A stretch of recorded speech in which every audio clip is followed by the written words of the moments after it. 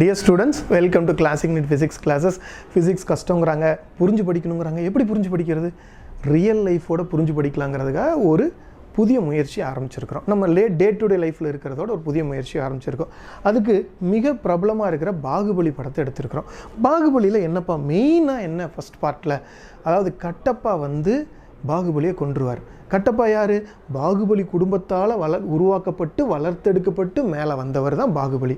அவரே ஏன் கட்டப்பாவை கொல்லணும்? ஸோ இதுக்கு வந்து ரீசன்ஸ் தெரியல.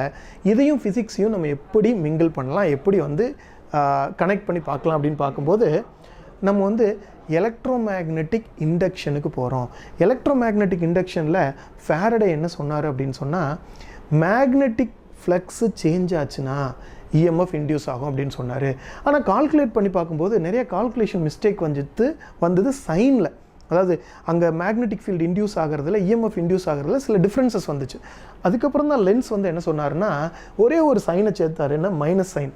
அதாவது change in magnetic flux EMF induce பண்ணும். ஆனால் அந்த இன்டியூஸ் ஆன இஎம்எஃப் அந்த சேஞ்ச் இன் மேக்னெட்டிக் ஃப்ளக்ஸை அப்போஸ் பண்ணும். சேஞ்ச் இன் மேக்னெட்டிக் ஃப்ளக்ஸ் தான் எதை க்ரியேட் பண்ணுது? இஎம்எஃப் க்ரியேட் பண்ணுது.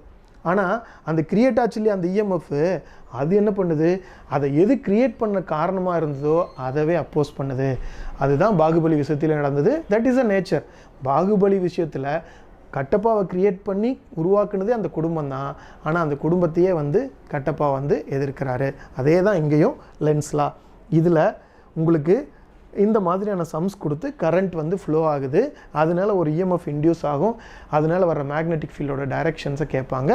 இந்த மாதிரியான ப்ராப்ளத்தை ரொம்ப ஈஸியாக கேட்கலாம். கரண்ட் இன்க்ரீஸ் ஆகும்போது தான் இங்கே மேக்னெட்டிக் ஃபீல்டு சேஞ்ச் ஆகும். ஃப்ளெக்ஸுங்கிறது மேக்னெட்டிக் ஃபீல்டு இன்ட்டு ஏரியா.